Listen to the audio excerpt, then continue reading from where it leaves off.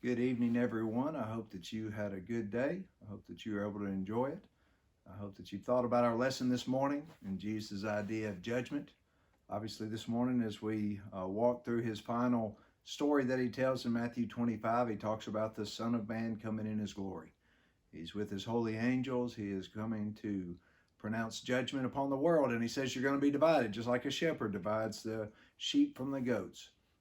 They're going to separate all of mankind and make that decision. Within that story, we see Matthew chapter 25, verse 34, that the king says to those on his right, "Come, you who are blessed of my Father, inherit the kingdom prepared for you from the foundation of the world. For I was hungry, and you gave me something to eat. I was thirsty, you gave me something to drink. I was a stranger, and you invited me in. Naked, and you clothed me. I was sick, and you visited me. I was in prison, and you came to me." So I think about that story. I want to make sure that I'm on the right side of judgment. I want to make sure that I'm there with the sheep. How can I be a sheep? How can I be on the right side of this judgment? Well, here you see some of the characteristics that he was looking for. And what I wanted us to think about tonight for a few minutes is how can we do that? Obviously, he points out the need to take care of those who are hungry, those who are thirsty, those who are a stranger, those who are naked, those who are sick, and those who are in prison. As we mentioned this morning, these were things that Jesus' brothers would need as they shared the gospel with other people, but these were also needs that were just very common back in his day, that many people would have those needs. Luckily, in our society, many times we're separated from the desperate situations where this type of help can bring about drastic change for somebody, or even bring about the difference between life and death. I was thinking today as we traveled after this morning's lesson, Daniel came home from a out of town trip, and I drove up to Nashville to get him in the midst of all this snow. And I could just imagine 200 years ago what would it have been like to even travel to Nashville and try to come back in this situation. When we don't have all the technology that we have, when we don't have easy drinking water, when there's not plenty of food, when people in Jesus' day were so desperate for need for this kind of help, you can imagine how this lesson hit them. Without help from others, without hospitality, without someone who is willing to give you something to drink when they was going to have to figure out where was a well, where was good drinking water, where was enough food. As people were traveling through, it was going to be a desperate need for so many people. So Jesus was talking to individuals who this really hit home with. And for us, many times, we don't see the desperate need for this.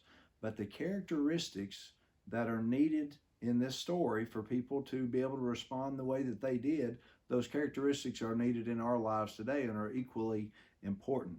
What I've got is just 5 real quick things for us to consider about our own lives to see, are you going to be on the right side of judgment? Are you going to be there where you're going to be gathered with the sheep? And these are characteristics not about or about what's happening in our heart. And these were 5 things that I think each one of us would need. The first thing that I thought of in order to be one of those type of people that were welcoming in these individuals or helping people with these kind of needs is we have to be empathetic. This is the ability to understand and share the feelings of other people. See, if you're not looking or you don't care or you don't feel the desperation of someone who is hungry, most likely you're not going to help them. If you can't put yourselves in the situation of someone who doesn't have enough clothes, then probably a coat drive or taking care of somebody with a pair of shoes isn't going to be something that's in your heart and in your mind.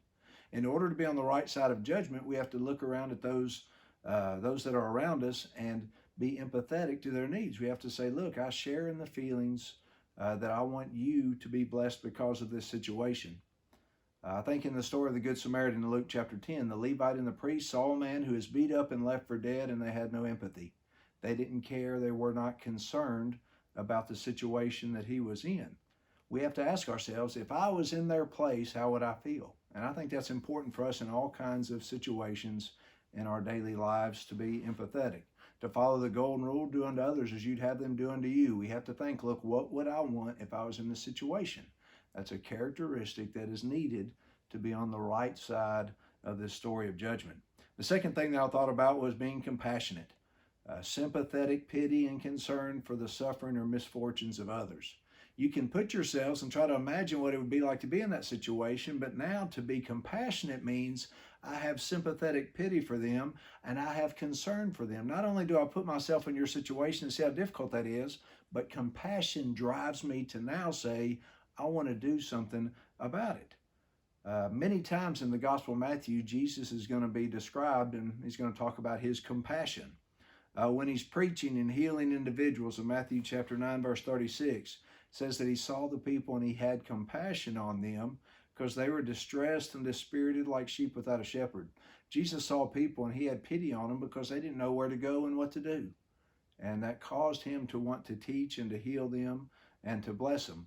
Before he fed the hungry in both Matthew 14 and 15, you're going to see the words that Jesus says, I have compassion on the people. The reason he wanted to take care of somebody that was hungry was he knew that they were hungry. They had difficulties, but then he wanted to take care of their needs, and that compassion within him caused him to feed the multitudes. When he told the story about forgiveness in Matthew chapter 18, he talked about that Lord that was going to relieve and forgive all of that debt of his servant. Why did he do that? Because he saw his desperate cries for help and his plea for forgiveness, and compassion caused him to say, forget it. I'm going to forgive the debt that you owe. In Matthew chapter 20, Jesus sees two blind men and he sees their problem. He could, connect to them, but then his compassion, moved with compassion, Jesus touched their eyes and immediately they regained their sight and followed him.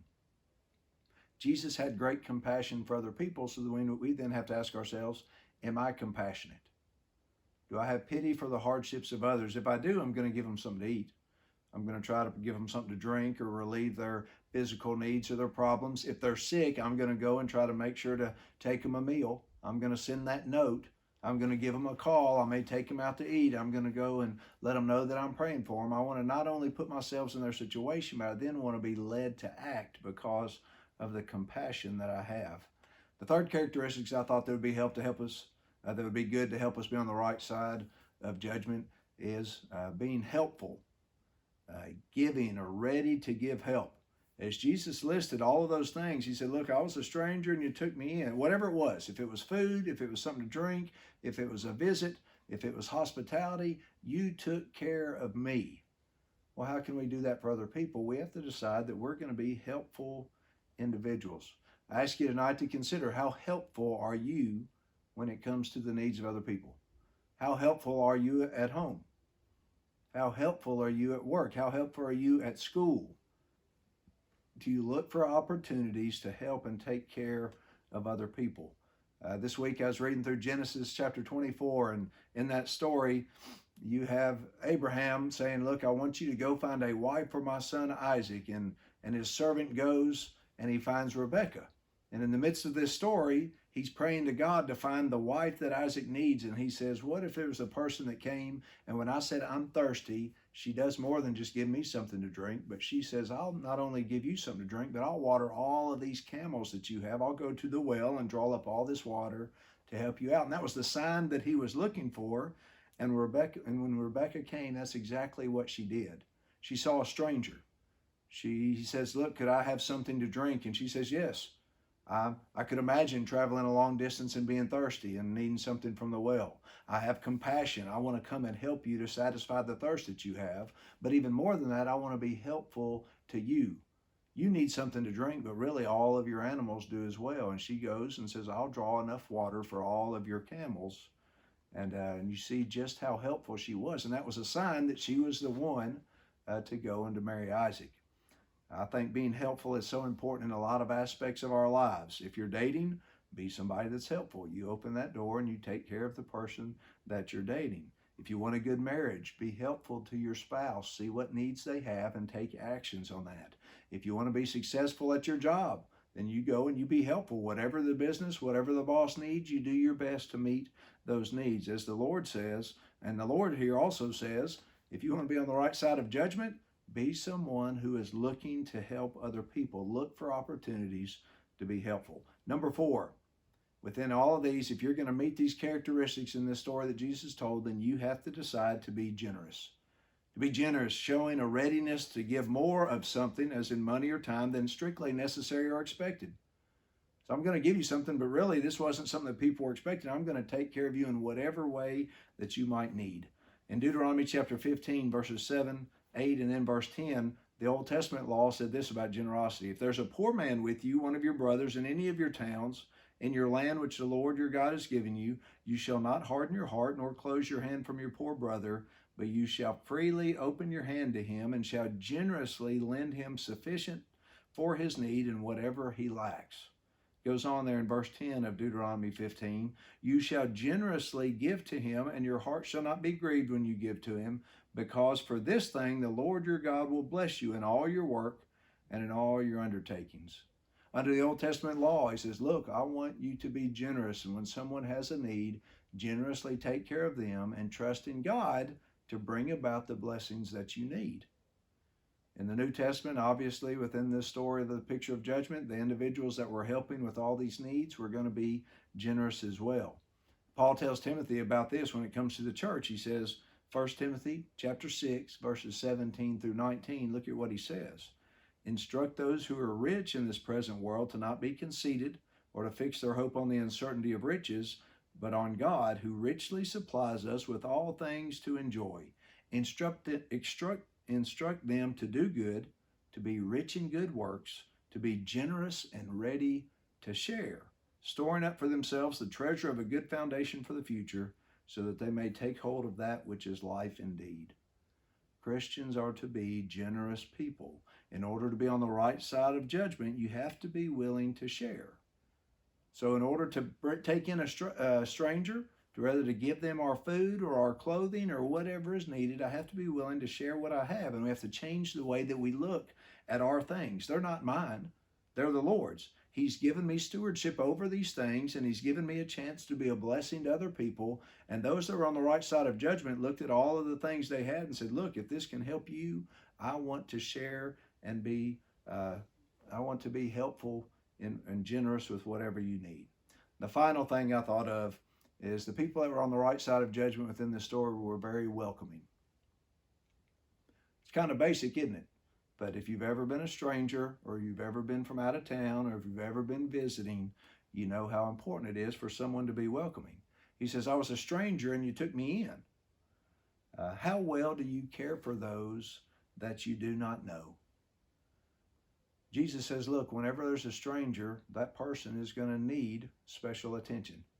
In our society, we used to be much more welcoming to strangers. It seems like with national news stories and so many things, we're much more hesitant to take in somebody else that we don't know. We're suspicious of everybody. Sometimes we're hesitant to being welcoming or hospitable. Sometimes we can be sort of in our own clique or our own comfort zone. And when somebody else is in that we don't know, we simply look past them. We're not empathetic. We're not compassionate. We don't try to be helpful. We just go about our own lives. But those that were on the right side of judgment made a decision to be welcoming. We have to be generous whenever we think about our homes and our possessions. Whenever we want to try to welcome somebody else in, nothing lets you get to know somebody like being hospitable. And that's why that's so important as well. It's pretty sad that we have bigger homes and more to share than any other nation in the history of man, but many times we share less of our personal space than any other society. May we think about how welcoming we are with others. Jesus says we need to welcome strangers. I think that's so important for us. So these are just some good checklists for you. And tonight, as we sort of close, I want you to think about the story of Jesus separating the sheep and the goats. And as he turns to those that are on the right side of judgment, he says, you've done a lot of things for other people. And 5 characteristics that help them to pass that test is that they were empathetic, they were compassionate, they were helpful, they were generous, and they were welcoming. May we all do the same thing so that we can be on the right side of judgment. Hope that you had a good day. I hope that you've enjoyed it with family, maybe. You've enjoyed it with others. Hope that you've gotten some good rest as we go into the week. Let's make a difference for the Lord. I love you guys. Have a good night.